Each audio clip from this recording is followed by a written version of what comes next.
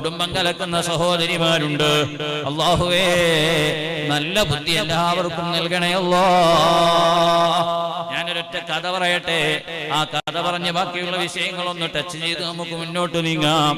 ഒരു മകൾ, ആ മകളെ കെട്ടിച്ച വീട്ടില് ഭർത്താവും ആ സഹോദരിയും ഭർത്താവിന്റെ ഉമ്മയും മാത്രമാണുള്ളത്.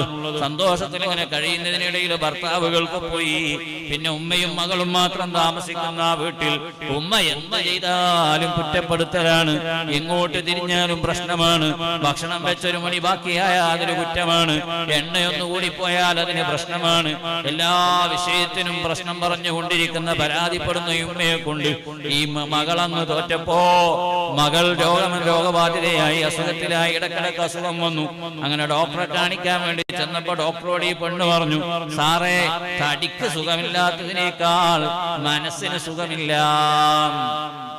തടിക്ക് സുഖമല്ല, അതിനേക്കാൾ സാറേ നിങ്ങളോട് പറയാം മനസ്സിനൊരു സുഖമല്ല. പെരയിലുണ്ട് ഒരു സാധനം, ഒരു തള്ള, അതിനെ കൊണ്ടൊരു സൗര്യം കിട്ടൂല. അപ്പൊ ഈ സാറ് പറഞ്ഞു, ആണോ ആ തള്ള ഒന്ന് ചത്ത് കിട്ടിയാൽ, ഒന്ന് മരിച്ചു കിട്ടിയാൽ ഒരു സമാധാനാണ്. ഭർത്താവിനെ കൊണ്ട് കുഴപ്പമൊന്നുമില്ല, പക്ഷെ ആ തള്ളനെ കൊണ്ട് സഹിക്കാൻ പറ്റുന്നില്ല. മനസ്സിന് സുഖമില്ലാത്തതുകൊണ്ടാണ് തടിക്കടക്കിടക്കുന്ന രോഗം വരുന്നത്. ഈ പെണ്ണ് പറഞ്ഞപ്പോ ഈ സാറ് പറഞ്ഞു, എന്നാ നമുക്കൊരു കാര്യം ചെയ്യാം, നീ ഞാനുമായി എഗ്രിയാണെങ്കിൽ നമുക്ക് ആ ഉമ്മയെ അങ്ങ് കൊന്നു കളഞ്ഞാലോ.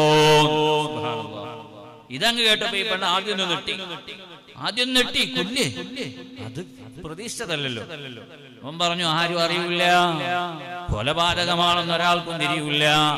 നീ ഒരു കാര്യം ചെയ്താൽ മതി, ഉമ്മയെ എന്റെ അടുത്തൊന്ന് എത്തിച്ചു തന്നാൽ ബാക്കി വിഷയങ്ങൾ ഞാൻ ചെയ്തോളൂ. പക്ഷെ ഞാൻ വെറുതെ ചെയ്യൂല, നിന്റെ സന്തോഷത്തിന് വേണ്ടി ചെയ്യുകയല്ലേ. നിനക്ക് പിന്നെ ഭർത്താവോടൊന്നിച്ച് സുഖമായി കഴിയാലോ, എനിക്കല്ല പ്രതിഫലം വേണോ. ഈ പെണ്ണൊരു നിമിഷം ഒന്നിങ്ങനെ ആലോചിച്ചിരുന്നു. പിന്നെ പെണ്ണിന് തോന്നി, ഏതായാലും വയസ്സായില്ലേ, അതങ്ങനെ തട്ടിക്കളയാ, എന്നാ സന്തോഷത്തിൽ കഴിയാലോ എന്ന്. ഏതായാലും ആയില്ലേ, നോക്കണ്ട, ആരും അറിയില്ലല്ലോ, ഇയാളെ ഏറ്റെടുത്തല്ലേ. ഇയാളോട് പറഞ്ഞു, അത് ഞാൻ ഏറ്റു, എന്താ നിങ്ങൾക്ക് വേണ്ടിച്ചെങ്കിൽ ഞാൻ തരാം, പക്ഷെ ശല്യം ഒഴിവാക്കി തന്നാൽ മതിയാണ്. ഇയാൾ പറഞ്ഞു, എന്നാ ഒരു കാര്യം ചെയ്യൂ, ഉമ്മക്ക് എന്തെങ്കിലും അസുഖം വരുന്നുണ്ടോ ഇല്ലേ എന്ന് നോക്കുക, എന്നിട്ട് ഉമ്മയെ മെല്ലെ ഒന്ന് എന്റെ അടുക്കൽ എത്തിക്കുക, ബാക്കി ഞാൻ ചെയ്തോളാം. സുബ്ഹാനല്ലാഹ്. ഇതങ്ങ് പറഞ്ഞപ്പോ ഈ പെണ്ണ് വീട്ടിൽ വന്നിട്ട് ഉമ്മക്ക് എന്തെങ്കിലും ഒരു അസുഖം വേണമല്ലോ കൊണ്ടുപോകാൻ. ഉമ്മയൊന്ന് ചുമക്കുമ്പോഴേക്ക് പെണ്ണ് പറയാൻ തുടങ്ങി, ഉമ്മ നിനക്ക് എന്തോ ചുമയുണ്ടല്ലോ, ഡോക്ടറെ കാണിക്കണോ. അപ്പൊ ഈ ഉമ്മയുടെ മറുപടി, ചിലക്കണ്ടയ്യ് ഈ വലിയൊരു ഒലിപ്പിക്കലേരുത്തി, എനിക്ക് വരണ്ടെങ്കിൽ അതിന് മരുന്ന് കുടിക്കാനും എനിക്കറിയാം, എന്റെ പിന്നാലർന്ന് ചോദിക്കേണ്ട ആവശ്യമില്ല. ഉമ്മന്റെ സ്വതസിദ്ധമായ ശൈലിയിലുള്ള മറുപടി. അപ്പൊ ഈ പെണ്ണ് മനസ്സുകൊണ്ട് ഇങ്ങനെ മന്ത്രിച്ചു, തള്ളേ നിങ്ങളെ വല്ലാതെ വൈകാതെ നമ്മൾ ഒതുക്കിക്കോളൂട്ടോ, നിങ്ങളോടുള്ള സ്നേഹം കൊണ്ടല്ല. മനസ്സിലിങ്ങനെ പറഞ്ഞു, എന്നാലും ഡോക്ടറെ അടുത്ത് എത്തിക്കണല്ലോ. ഉമ്മ രാവിലെ എണീറ്റപ്പോ സാധാരണ എണീക്കുന്ന സമയത്ത് തന്നെ ഉമ്മ എണീറ്റത്. പക്ഷെ ഈ പെണ്ണ് വന്നിട്ട് പറഞ്ഞു, ഉമ്മ നിങ്ങളെ മുഖത്ത് എന്തോ ഒരു ക്ഷീണം കാണുന്നുണ്ട്, എന്തോ ഒരു വെയ്യായി കണ്ട്, നമുക്കൊന്ന് കാണിച്ചാലോ. സാധാരണ നിങ്ങൾ നേരത്തെ എണീറ്റ് നല്ല ആവേശത്തിൽ ഉന്മേഷത്തിൽ പണിയെടുക്കുന്നതും ചൊല്ലി പറയുന്നതൊക്കെ അല്ലേ, ഇപ്പൊ നിങ്ങളെ മുഖത്ത് നോക്കുമ്പോ തന്നെ ഒരു ടെൻഷൻ, ഒരു വിഷമമൊക്കെ ഉണ്ട്. അപ്പൊ ഈ ഉമ്മ പറഞ്ഞു, അനക്കിപ്പോ 2 ദിവസമായിട്ട് എന്തോ ഒരു കുണക്ക് കുണിക്കണല്ലോ, എന്റെ അടുത്ത് എന്തോ ഒരു കാര്യലാഭം കരുതുന്നുണ്ടാവൂലേ, അതൊന്നും നടക്കൂല്ലോ. ഈ എന്റെ പണി നോക്കിക്കോ, ഞാൻ എന്റെ പണി നോക്കിക്കോളാം, എനിക്കറിയാം ഇപ്പൊ എണീക്കണോ, എങ്ങനെ നടക്കണോ, എങ്ങനെ പണിയെടുക്കണം എന്നൊക്കെ, ഈ എന്നെ പഠിപ്പിക്കാൻ വരണ്ട. എന്നോട് ഉമ്മ അങ്ങോട്ടും ഇങ്ങോട്ടും കൂട്ടിയിട്ട്, പക്ഷെ പെണ്ണ് വിട്ടില്ല. പിന്നെ അങ്ങനെയാണല്ലോ, ഒരു മനുഷ്യനോട് 1-2 തവണ ചോദിക്കുമ്പോ പിന്നെ അയാളെ കൽവിൽ സ്വാഭാവികമായിട്ട് തോന്നുന്നു. ഒരാചാര്യങ്ങളെ കണ്ടപ്പോ, എന്താ ആചാര്യങ്ങളെ കണ്ടിട്ട് എന്തോ ഒരു ക്ഷീണം പിടിച്ച മാതിരി ഉണ്ടല്ലോ, അസുഖം വല്ലതും ഉണ്ടോ? അങ്ങനെയൊന്നുമില്ലല്ലോ, കുഴപ്പമൊന്നുമില്ല ആചാര്യ പോയി. 2 അടി കഴിഞ്ഞപ്പോ അവിടുന്ന് ഒരു മറ്റൊരാൾ കണ്ടപ്പോഴും ചോദിച്ചു, ആചാര്യ എന്താ മുഖത്തൊരു ടെൻഷൻ, വല്ലതും ഉണ്ടോ, വല്ല അസുഖം എന്തുണ്ടോ? ആചാര്യ അവിടുന്ന് ഇല്ല എന്നൊക്കെ പറഞ്ഞെങ്കിലും ആചാര്യ മനസ്സിൽ തോന്നി, എനിക്ക് എന്തുണ്ടോ, എനിക്കെന്തോ ഒരു കുണക്കലുണ്ടോ, എല്ലാവരും എന്നെ കാണുമ്പോൾ അങ്ങനെ ചോദിക്കുന്നു, എന്തോ ഒരു പ്രശ്നം ഉണ്ടെന്ന് തോന്നുന്നു. അങ്ങനെയാണ് മനുഷ്യന്റെ സൈക്കോളജി, അങ്ങനെയാണല്ലോ. ഈ പെണ്ണിങ്ങനെ ഉമ്മനോട് 2-3 വട്ടം ചോദിച്ചപ്പോ പിന്നെ ഉമ്മന്റെ മനസ്സിൽ തോന്നി എന്തോ ഒരു പ്രശ്നമുണ്ട് എന്ന്. അവസാനം തന്നെ ഉമ്മ പറയാൻ തുടങ്ങി, എന്തൊക്കെയോ ഒരു ക്ഷീണുണ്ട്, അതൊക്കെ ഞാൻ എന്റെ വൈക്കാക്കോളൂ, എന്റെ പണി നോക്കിക്കോ എന്നൊക്കെ പറഞ്ഞു. നിർവാഹമില്ലാതെ വന്നപ്പോ ഈ പെണ്ണിന്റെ നിർബന്ധത്തിന് വേണ്ടിയിട്ട് സുബ്ഹാനല്ലാഹ് ഒന്ന് കാണിച്ചേക്കാമെന്ന് തോന്നി. ഈ പെണ്ണ് നിഫാഖോടുകൂടെ കാപട്യം മറച്ചു വെച്ചിട്ട് ഉമ്മയോട് പറഞ്ഞു, ഉമ്മ എന്റെ അടുത്ത് നല്ലൊരു ഡോക്ടറുണ്ട്, അയാളെ കണ്ടാൽ തന്നെ രോഗം മാറും, ഒന്ന് പോയി കാണിച്ചേക്കാം നമുക്കെന്ന് പറഞ്ഞ് ഉമ്മയെ കൈപിടിച്ച് ഡോക്ടറെ അടുത്തുകൊണ്ടുപോയി. ഇവര് പ്ലാനഡ് ആണല്ലോ പരിപാടി. ഡോക്ടർ എന്ത് ചെയ്തു? ഉമ്മയും മകളും കയറി വന്നു. കയറി വന്ന ഉടനെ ഉമ്മയുടെ കൈ പിടിച്ചിട്ട് മകളോടങ്ങ് ഗൗരവപ്പെട്ടു. നിങ്ങൾ എവിടെയിരുന്നു ഇത്രയും ദിവസോ? ഉമ്മക്കൊരു ഭീകരമായ രോഗം ഉമ്മന്റെ ശരിക്കലില്ലേ, നിങ്ങൾ ഉമ്മ നിങ്ങൾക്ക് വേണ്ടേ എന്നൊക്കെ ചോദിച്ച് ഡോക്ടർ അങ്ങ് കസറാൻ തുടങ്ങിയപ്പോ ഈ പെണ്ണൊന്ന് പേടിച്ചുപോയി. പെണ്ണൊന്ന് പേടിച്ച് ഇയാൾ പറഞ്ഞിട്ടല്ലേ ഞാൻ കൊണ്ടുവന്നത്, ഇയാൾ ആദ്യം പ്ലാൻ ചെയ്ത മാറ്റുന്നില്ലല്ലോ സംസാരം. ഡോക്ടർ പറഞ്ഞു, ഉമ്മാക്കൊരു കാര്യമായ രോഗമുണ്ട്, 40 ദിവസവും മുറ തെറ്റാതെ കൃത്യമായി ഉമ്മ മരുന്ന് കുടിച്ചാൽ ഉമ്മ ബാക്കിയാവും, അല്ലെങ്കിൽ ഉമ്മ ബാക്കിയാവൂല. എന്നിട്ട് ഉമ്മയോട് പറഞ്ഞു, ഉമ്മാങ്ങളൊന്ന് പുറത്തേക്ക്, എനിക്ക് മോളോട് എഴുത് പറയണ്ട്. ഉമ്മനെ പുറത്തിരുത്തിയിട്ട് പറഞ്ഞു, ഈ മരുന്ന് ഞാൻ തന്നെ മരുന്ന് 40 ദിവസം കൃത്യമായി കൊടുത്തോ, എന്നാ നമ്മൾ പറയുന്ന കാര്യം നേടാൻ പറ്റൂട്ടോ. ഉമ്മ അറിയില്ല, പക്ഷേ വളരെ കൃത്യമായി മരുന്ന് കുടിപ്പിക്കണോ, ഞാൻ പറയുന്ന വിഷയങ്ങളൊക്കെ ശ്രദ്ധിക്കണോ. ഞാനൊരു ആക്ട് ചെയ്തതാണ്, ഒരു ഡ്രാമ കളിച്ചതാണ്. സുബ്ഹാനല്ലാഹ്, ഈ പെണ്ണ് അത്ഭുതപ്പെട്ടു. ഇയാൾ ആള് ഭയങ്കര സംഭവമാണല്ലോ. എന്നിട്ട് ഉമ്മയകത്തേക്ക് വിളിച്ചിട്ട് പറഞ്ഞു, ഉമ്മ രോഗം കുറച്ച് കടുപ്പുള്ളതാണ്, നിങ്ങളെ കളിയൊന്നും നടക്കൂല, ശരിക്ക് പറയുന്ന വിധത്തിൽ മരുന്ന് കഴിക്കണോ, ഭക്ഷണം കഴിക്കണോ, ഉറങ്ങണോ എന്നൊക്കെ പറഞ്ഞ് ഉമ്മയെയും മകളെയും വിളിച്ചുപദേശിച്ചു. അപ്പൊ ഈ പെണ്ണു അവിടെ വെച്ചിട്ട് പറഞ്ഞു, സാറേ ഞാൻ ഉമ്മനോട് ഒരാഴ്ചയായി പിന്നാലെ നടക്കാൻ തുടങ്ങിയിട്ട്, ഉമ്മ അങ്ങക്ക് എന്തോ രോഗമുണ്ട്, ഡോക്ടറെ കാണിക്കല്ലേ, ചുമയുണ്ട്, ക്ഷീണുണ്ട് എന്നൊക്കെ. ഉമ്മ മെയിൻ്റെ ആക്കാഞ്ഞിട്ടാണ് എന്റെ പ്രശ്നമല്ല എന്നൊക്കെ ഈ പെണ്ണും പറഞ്ഞു. ഏതായാലും രണ്ടുപേരും വീട്ടിൽ നിന്ന് ഡോക്ടറെ അടുക്കൽ നിന്ന് ഇറങ്ങി വീട്ടിലേക്ക് തിരിച്ചു. ഈ പെണ്ണ് കൽബ് കൊണ്ട് ഇങ്ങനെ സന്തോഷിച്ചു, അല്ലാ 40 ദിവസം കഴിഞ്ഞാ പിന്നെ എന്റെ പെരയിൽ ഞാൻ മാത്രാണ്, എന്റെ പ്രിയതമനും ഞാനും സന്തോഷത്തോടുകൂടെ കഴിയാ, ഈ തള്ളന്റെ ശല്യം ഉണ്ടാവൂലല്ലോ. 40 ദിവസം സഹിച്ചാ പോരെ, 40 ദിവസം എന്തായാലും ഡോക്ടർ പറഞ്ഞതുപോലെ ചെയ്യാം. പെണ്ണങ്ങനെ തീരുമാനിച്ചു, 40 ദിവസം സഹിച്ചാൽ മതിയല്ലോ. എന്നിട്ട് ഉള്ളിൽ ദേഷ്യമെല്ലാം അടക്കി പിടിച്ച് പുറമേക്ക് മറ്റൊരു സ്വഭാവം കാണിച്ചു. നേരം പാതിരയാകുമ്പോൾ കൃത്യം 8:30 മണിയാകുമ്പോഴേക്ക് ഭക്ഷണമെല്ലാം തയ്യാറാക്കി ഉമ്മക്ക് ഭക്ഷണം വിളമ്പി മരുന്ന് കൊണ്ടുപോയി കൊടുത്തു. ഉമ്മയുടെ മറുപടി, എനിക്കറിയാം ഭക്ഷണം കഴിക്കണമെന്നുള്ളൂ, മരുന്ന് ഒഴിക്കണമെന്നൊക്കെ, ഈ എന്നെ തീറ്റിക്കാൻ നിൽക്കണ്ട, മരുന്ന് ഒഴിപ്പിക്കാൻ നിൽക്കണ്ട, ഈ എന്റെ പണി നോക്കിക്കോ. ഉമ്മയുടെ ശൈലിയിൽ മറുപടി പറഞ്ഞു. പക്ഷേ മകള് പറഞ്ഞു, നടക്കൂല ഉമ്മ, ഡോക്ടർ പറഞ്ഞതല്ലേ, മരുന്ന് കുടിച്ചിട്ടേ ഞാൻ പോകൂ, ഭക്ഷണം കഴിച്ചിട്ടേ ഞാൻ പോകൂ എന്നൊക്കെ പറഞ്ഞു. എന്നിട്ട് ഉള്ളുകൊണ്ട് ഇങ്ങനെ മന്ത്രിക്കാൻ തുടങ്ങി. തള്ളയങ്ങളോടുള്ള സ്നേഹം കൊണ്ടല്ല, നിങ്ങളെ കാണിച്ചു തരാ എന്നുള്ള നീയത്തിൽ പുറമേ മറ്റൊന്നും ഉള്ളിൽ മറ്റൊന്നും കാണിച്ചു. പക്ഷെ ഉമ്മ പ്രതികരിച്ചുകൊണ്ടേയിരുന്നു. ഉമ്മ ഉമ്മ എന്ന സ്നേഹത്തോടെ ഈ പെണ്ണുള്ളിൽ കാപട്യത്തോടുകൂടെ വിളിച്ചുകൊണ്ടിരുന്നു. ഒരാഴ്ച ഉമ്മ ഉമ്മ എന്ന് വിളിച്ചപ്പോൾ ഒരാഴ്ച അങ്ങ് കഴിഞ്ഞപ്പോ അറിയാതെ ഉമ്മയുടെ വായിൽ നിന്ന് വന്നുപോയി, മോളെ. ഒരാഴ്ച ഉമ്മ എന്ന് വിളിച്ചപ്പോ അറിയാതെ ഉമ്മയുടെ വായിൽ നിന്ന് മോളെ എന്നുള്ള വിളി വന്നു. അപ്പൊ ഈ പെണ്ണിനും കൂടെ ദേഷ്യം പിടിച്ചു, മോളെ, ഈ വിളിക്കൊക്കെ വേണ്ടി ഞാൻ കുറെ ആശിച്ചതാണ്, കള്ളത്തിലൊക്കെ നമുക്ക് തിരിയും, ഏതായാലും കുറച്ച് ദിവസം കൂടെ അല്ലേ അത് കഴിഞ്ഞാൽ ഞങ്ങളെ ശല്യം ഉണ്ടാവൂലല്ലോ, എന്നെ വിളിക്കണ്ട വിളി എന്നൊക്കെ ഈ പെണ്ണ് മനസ്സുകൊണ്ട് മന്ത്രിച്ചു.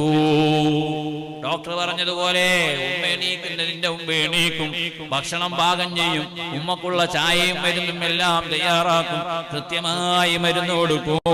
ഒരു 10-20 ദിവസം ഇങ്ങനെ കഴിഞ്ഞ് 22ാമത്തെ ദിവസമായപ്പോ അതിരാവിലെ മോളെണീക്കാൻ ക്ഷീണം കൊണ്ട് ഉറങ്ങിപ്പോയപ്പോ ഉമ്മ വിളിക്കുന്നു സുബഹിയുടെ മുമ്പ്, മോളെ ഉറക്കില് പെട്ടോ, എന്റെ മോൾ ഉറങ്ങിക്കോ, ഇന്ന് ഉമ്മ എണീറ്റ് ഭക്ഷണം പാകം ചെയ്യാ. ഈ അതിരാവിലെ മോളെ എന്നുള്ള വിളി കേട്ട് എന്റെ മോൾ ഉറങ്ങിക്കോ എന്നുള്ള ഈ സംസാരം അങ്ങ് കേട്ടപ്പോ ഈ പെണ്ണിന്റെ മനസ്സിൽ തോന്നി, റബ്ബേ, ഇതെന്നെ ആത്മാർത്ഥമായിട്ട് വിളിക്കുന്ന വിളിയാണോ അല്ലാ, ഞാൻ ഉണരുന്നതും പ്രതീക്ഷിച്ച് എന്റെ ഭർത്താവിന്റെ ഉമ്മ കാത്തിരിക്കുകയാണോ, ഞാനൊന്നറിയാതെ ഉറങ്ങിപ്പോയപ്പോഴേക്ക് എന്നെ മോളെ എന്ന് വിളിക്കുന്നുവോ, ഇതിലൊരു ആത്മാർത്ഥതയുണ്ടോ എന്ന് തോന്നിപ്പോയി. മകളുടെ മനസ്സിൽ ഒരു മാറ്റം വരാൻ തുടങ്ങി. 22 ദിവസം അങ്ങനെ കഴിഞ്ഞ് മോളെ എന്നുള്ള വിളിയും ഉമ്മ എന്നുള്ള വിളിയും അതങ്ങനെ അങ്ങനെ അങ്ങ് അടുക്കാൻ തുടങ്ങിയപ്പോ രണ്ടുപേരുടെയും കൽബടുക്കാൻ തുടങ്ങി, വിളി ആത്മാർത്ഥമാവാൻ തുടങ്ങി. ഈ ഉമ്മ ചിന്തിച്ചു, റബ്ബേ, ഞാൻ എത്ര ശല്യപ്പെടുത്തിയാലും, ഞാൻ എത്ര കുറ്റപ്പെടുത്തിയാലും, ഞാൻ എത്ര വെറുപ്പിച്ചാലും, എനിക്കൊരു രോഗം വന്നപ്പോ എന്റെ മകന്റെ ഭാര്യ എന്നോട് എന്തൊരു സ്നേഹമാ കാണിക്കുന്നത്, എന്നെ എത്രയാ പരിചരിക്കുന്നത്, എന്റെ പിറകിൽ വന്ന് ഭക്ഷണം തരുന്നു, മരുന്ന് തരുന്നു, കിടത്തി ഉറക്കുന്നു, എനിക്ക് ആവശ്യമുള്ളതൊക്കെ ചെയ്തു തരുന്നല്ലോ. ഈ മോളെ ഞാൻ കണ്ടറിയാതെ ആയല്ലോ എന്ന് ഉമ്മയുടെ കൽവിൽ തോന്നി. 30 ദിവസത്തോടടുക്കുമ്പോ മകളുടെ കൽവിലും മാറ്റം വരാൻ തുടങ്ങി. 30 ദിവസം അങ്ങ് കഴിഞ്ഞപ്പോ ഈ പെണ്ണിന് പിന്നെ ചിന്ത മാറി, റബ്ബേ, 10 ദിവസം കഴിഞ്ഞാൽ എന്നെ ഇനി മോളെ എന്ന് വിളിക്കുന്ന ഈ ഉമ്മ ഈ വീട്ടിലുണ്ടാവുകയില്ലല്ലോ. ഉമ്മ എന്ന് വിളിക്കാൻ എന്റെ പ്രിയപ്പെട്ട ഭർത്താവിന്റെ ഉമ്മയുണ്ടാവില്ലല്ലോ. ലോകത്തെന്നെ പോലെ കുറ്റകൃത്യം ചെയ്ത, എന്നെ പോലെ തെമ്മാടിത്തരം ചെയ്തൊരു പെണ്ണുമുണ്ടാവില്ലല്ലോ. സ്വന്തം ഭർത്താവിന്റെ ഉമ്മയല്ലേ ഞാൻ കൊലക്ക് കൊടുത്തത്. ഈ പെണ്ണിന് കുറ്റബോധം തോന്നി. നേരം വെളുത്ത് ഉമ്മക്കുള്ള മരുന്നും ഭക്ഷണമൊക്കെ കൊടുത്തതിന് ശേഷം ഈ പെണ്ണ് ഉമ്മ അറിയാതെ ഡോക്ടറെ ചെന്ന് കണ്ടിട്ട് പറഞ്ഞു, സാറേ, ഞാൻ എന്റെ ബുദ്ധിമോശം കൊണ്ട് എന്റെ ഉമ്മയെ കൊല്ലാൻ വേണ്ടി നിങ്ങളോട് കൂട്ടുനിന്നതാണ്. പക്ഷേ എനിക്കിപ്പോ ഉമ്മയുടെ മോളെ എന്നുള്ള വിളി കേൾക്കാതെ എനിക്ക് കഴിയുന്നില്ല. എന്റെ ഉമ്മക്ക് എന്നോട് നല്ല സ്നേഹമുണ്ട്. ഞാൻ എന്റെ ഉമ്മയെ തെറ്റിദ്ധരിച്ചതാണ്. നിങ്ങൾ എന്റെ ഉമ്മയെ കൊലക്ക് കൊടുക്കരുത്. ഡോക്ടർ പറഞ്ഞു, മോളെ, ഇനി ഒരു രക്ഷയുമില്ല, കാലുമാറരുത്. ഞാനും നീയും തമ്മിലുള്ള കരാറല്ലേ, 40 ദിവസമല്ലേ കരാറ്. ഏതായാലും 40 ദിവസം ഇങ്ങനെ തുടർന്നേ മതിയാവൂ. 40ാമത്തെ ദിവസം എന്തായാലും ഉമ്മ മരിക്കൂല. അന്ന് ഉമ്മയുടെ കൈ പിടിച്ചു വാ, എന്നിട്ട് നമുക്കൊന്ന് നോക്കാം. പക്ഷേ ഞാൻ വീണ്ടും പറയുന്നു, കാല് മാറരുത് കേട്ടോ. പെണ്ണ് ഡോക്ടറുടെ അടുക്കൽ നിന്നിറങ്ങി. പെണ്ണിന്റെ കൽബ് നിറയെ തീയാണ്. റബ്ബേ, എന്റെ ഉമ്മയെ ഞാൻ മരണത്തിന് കൊടുക്കുകയാണല്ലോ അല്ലാ. സ്നേഹനിധിയായ ഉമ്മക്കറിയില്ലല്ലോ, ഞാൻ വെച്ച് വിളമ്പുന്നത് വിഷമാണ്, ഞാൻ കൊടുക്കുന്നത് വിഷമാണ്. ഞാൻ എന്റെ ഉമ്മയുടെ കഴുത്തിന് നേരെ കത്തി നീട്ടുകയാണെന്ന് ഉമ്മക്കറിയില്ലല്ലോ. ഈ പെണ്ണ് വീട്ടിലേക്ക് കയറി ചെന്നപ്പോ വീട്ടുവാതിൽ തന്നെ ഉമ്മ നിൽക്കുന്നുണ്ട്. കാത്തു നിൽക്കുകയാണ് ഉമ്മ. കയറി വരുമ്പോൾ ചോദിക്കുന്നു, മോളെ, എത്ര സമയമായി ഉമ്മ നിന്നെ കാത്തിരിക്കുന്നു. എന്റെ മോളെ എങ്ങോട്ടാ പോയത്? നീ ഇല്ലാതെ എനിക്ക് പറ്റുന്നില്ല മോളെ. ഇതുകൂടെ അങ്ങ് കേട്ടപ്പോ ഈ പെണ്ണിന്റെ കല്ല് പൊട്ടിപ്പോയി. റബ്ബേ, ഒരല്പസമയം ഞാൻ അങ്ങ് വിട്ടു നിന്നപ്പോഴേക്ക് എന്നെ കാണാതെ എന്റെ ഉമ്മക്കാവുന്നില്ലെന്നോ. ഈ ഉമ്മയെ ഞാൻ തിരിച്ചറിയാതെ പോയല്ലോ. പെണ്ണ് പറഞ്ഞു, ഞാൻ ഈ അടുത്ത വീട്ടിലൊന്ന് പോയതാ ഉമ്മ, പെട്ടെന്ന് വന്നില്ലേ. അടുത്ത വരി പോയി ഒരല്പസമയം സംസാരിച്ചു പോയതാണെന്ന് കളവും പറഞ്ഞ് വീട്ടിലേക്ക് അങ്ങ് കയറി കഥകളച്ചിട്ട് ഈ പെണ്ണ് കരഞ്ഞു തീർത്തു. അല്ലാ, ഒരല്പസമയത്തേക്ക് എന്നെ കാണാതിരിക്കാൻ പറ്റാത്ത എന്റെ ഉമ്മയെ ഞാൻ കൊലക്ക് കൊടുക്കാൻ പോവാണല്ലോ. എന്നേക്കാൾ വലിയ ധിക്കാരിയാരാണ്. ദിവസം അങ്ങനെ തള്ളി തള്ളി നീക്കി. 40ാമത്തെ ദിവസം നേരം വെളുത്തപ്പോൾ ഉമ്മയുടെ കൈ പിടിച്ച് ഡോക്ടറുടെ സമീപത്തേക്ക് ചെല്ലുകയാണ്. എന്ത് സംഭവിക്കുമെന്നറിയില്ല. കൈ പിടിച്ച് ഡോക്ടറുടെ അടുത്തെത്തിയപ്പോൾ ഉമ്മയും മകളും ഡോക്ടറുടെ റൂമിലേക്ക് അങ്ങ് കയറിയിട്ട് ഉമ്മയുടെ കൈ പിടിച്ചിട്ട് ഡോക്ടർ ചെക്കപ്പ് നടത്തിയിട്ട് ചോദിച്ചു, ഉമ്മ മരുന്ന് കഴിച്ചിരുന്നോ, കൃത്യമായി ഉറങ്ങിയിരുന്നോ എന്ന് ചോദിച്ചപ്പോ ഈ ഉമ്മ നിറക്കണ്ണുകളോടെ പറഞ്ഞു, സാറേ, ഞാൻ മരുന്ന് കുടിച്ചതല്ല, എന്നെ കൊണ്ട് കുടിപ്പിച്ചതാണ്. എന്റെ ഈ മകളുണ്ടല്ലോ, റബ്ബെനിക്ക് തന്ന നിധിയാണ്. അന്ന് നിങ്ങൾ പറഞ്ഞ അന്ന് തൊട്ട് ഇന്നേ വരെ ഒരു നേരവും എനിക്ക് മരുന്ന് മുടങ്ങിയിട്ടില്ല, ഒരു നേരവും എനിക്ക് ഭക്ഷണം മുടങ്ങിയിട്ടില്ല. എല്ലാം നിങ്ങൾ പറഞ്ഞതുപോലെ എന്റെ പൊന്നുമോൾ എനിക്ക് ചെയ്തു തന്നു. ഇതെന്റെ മോളാണ്. ഡോക്ടറുടെ മുന്നിൽ വെച്ച് ഉമ്മ മകളെ പറ്റി അങ്ങ് പറഞ്ഞപ്പോ ഉമ്മ കരയുന്നു, മകള് കരയുന്നു. മകള് കരയുന്നത്, റബ്ബേ, ഉമ്മ മരണത്തിന് കീഴടങ്ങാൻ പോവുകയാണല്ലോ. ഈ ഉമ്മയാണല്ലോ ഞാൻ കൊലക്കാരിൽ കയറ്റുന്നത് എന്നാലോചിച്ചാണ് ഡോക്ടർ പറഞ്ഞു, ഉമ്മ, എങ്കിൽ നിങ്ങളൊന്ന് പുറത്തേക്ക് നിൽക്കൂ, ഞാൻ മകളോടൊന്ന് സംസാരിക്കട്ടെ. ഉമ്മയെ ഒന്ന് പുറത്തേക്ക് നിർത്തി. പെണ്ണ് പൊട്ടിക്കരഞ്ഞപ്പോ ഡോക്ടർ ചോദിച്ചു, എന്തേ ഉമ്മ മരിക്കാൻ പോവല്ലേ, നിന്റെ ആഗ്രഹം സഫലമാവുകയല്ലേ എന്ന് ചോദിച്ചപ്പോ, സാറേ എന്ത് വേണമെങ്കിലും തന്നേക്കാം, എന്റെ ഭർത്താവില്ലാതെ എനിക്ക് ജീവിക്കാൻ കഴിയും, പക്ഷെ എന്റെ ഭർത്താവിന്റെ ഉമ്മയില്ലാതെ എനിക്ക് എന്നെ കൊണ്ട് പറ്റില്ല. ഈ ഉമ്മയുടെ ഖൽബ് നിറയെ സ്നേഹമാണെന്ന് ഞാൻ അറിയാതെ പോയതാണ്, എന്റെ അടുത്ത് തെറ്റുപറ്റിയതാണ്. ഇത് പറഞ്ഞപ്പോ ഡോക്ടർ പറഞ്ഞു, മോളെ എന്നാ ഉമ്മ മരിക്കൂല. എനിക്കറിയാം നീ വിഷയം എന്റെ അടുത്ത് വന്ന് പറയുമ്പോ ഫാൾട്ട് നിന്റെ അടുത്താണ് എന്ന്. നീ ഉമ്മക്ക് ചെയ്തു കൊടുക്കേണ്ട ഖിദ്മകൾ കൃത്യമായി ചെയ്തു കൊടുത്താൽ, നീ നിന്റെ ഖൽബിൽ നിന്ന് ഉമ്മ എന്നൊന്ന് ആത്മാർത്ഥമായി വിളിച്ചാൽ, മോളെ എന്നുള്ള വിളി ആ മാതൃത്വത്തിന്റെ ഹൃദയത്തിൽ നിന്ന് ഉറവ പൊട്ടുക തന്നെ ചെയ്യുമെന്ന് എനിക്കറിയാം. അതുകൊണ്ട് 40 ദിവസം ഞാൻ ചികിത്സിച്ചത് ഉമ്മയല്ല, നിന്നെയാണ് മോളെ. ഫാൾട്ട് നിന്റെ അടുത്തായിരുന്നു. ഇത് പറഞ്ഞപ്പോഴാണ് ആ പെണ്ണ് ബോധം വെക്കുന്നത്. എങ്ങനെയാ നിങ്ങളോട് നന്ദി പറയുക എന്നറിയില്ല, എന്താ നിങ്ങൾക്ക് പ്രതിഫലം തരിക എന്നറിയില്ല. ഇദ്ദേഹത്തിന്റെ മറുപടി, എനിക്കൊന്നും വേണ്ട, റബ്ബിന്റെ അടുക്കൽ നിന്ന് പ്രതിഫലം മതി. പക്ഷേ തെറ്റ് തിരിച്ചറിഞ്ഞല്ലോ, അതുകൊണ്ട് മോളെ ഉമ്മ എന്നൊന്ന് ആത്മാർത്ഥമായി വിളിച്ചാൽ, ഉമ്മക്ക് ചെയ്തു കൊടുക്കേണ്ട ഖിദ്മകൾ കൃത്യമായി ചെയ്തു കൊടുത്താൽ, മക്കളെ പോലെ സ്നേഹിക്കും കേട്ടോ. എന്ത് പ്രശ്നങ്ങളുണ്ടെങ്കിലും ഉമ്മമാര് മാപ്പാക്കും, ബാപ്പമാര് പുറത്തു തരും. പക്ഷേ നമ്മളല്ലേ പഠിച്ചവർ, നമ്മളല്ലേ കൃത്യമായി പേരിനോടൊപ്പം ബഹുമതിയുടെ അക്ഷരക്കൂട്ടങ്ങൾ ചേർത്തി വെക്കുന്നവർ. അതുകൊണ്ട് ഞാൻ നിന്നെ തിരുത്തിയതാണ്.